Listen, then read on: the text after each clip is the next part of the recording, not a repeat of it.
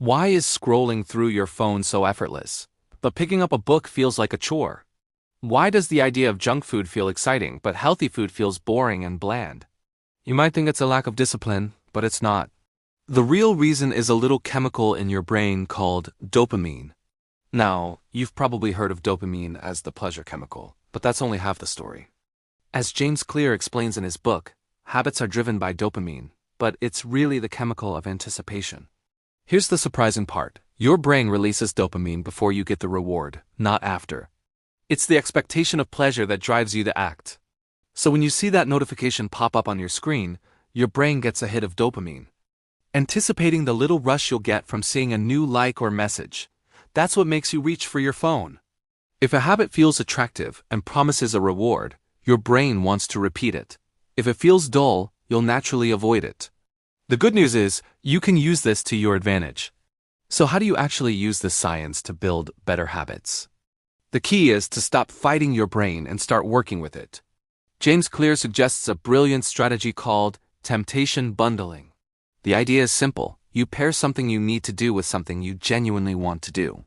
You essentially attaching the dopamine hit from something you love to a habit you want to build.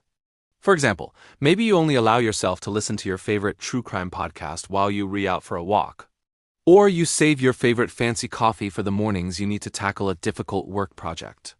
You could even make a rule to only check social media after you've completed your most important task for the day. By doing this, you're not just getting through the tough stuff. You're actually making your brain look forward to it. You're attaching a feeling of pleasure to productivity, making the habit irresistible. Another incredibly powerful way to make your habits more attractive is to leverage the power of social influence. Think about it. We are wired to want to fit in. We naturally imitate the habits of the people around us. So join a culture where your desired behavior is the normal behavior. If you want to get fit, join a gym or a running club where everyone is enthusiastic about exercise. Suddenly, working out isn't a chore. It's a way to connect with your community. If you want to read more or start a business, find a group of friends who are also focused on growth and learning. When your environment supports your goals, your desired habits feel less like an effort and more like a part of who you are. We all crave belonging, so use that craving to your advantage. Make your good habits a part of your identity and your community.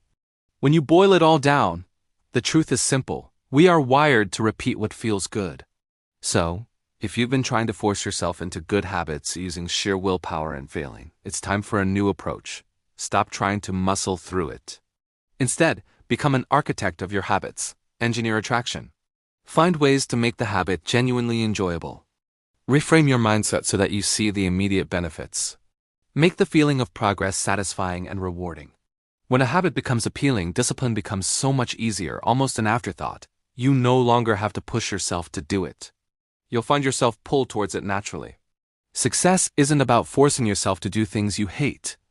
It's about designing habits that you actually look forward to doing. It's about making the right choice the easy and enjoyable choice. Thanks for watching. This is 5-Minute Wisdom. Subscribe and hit the bell icon.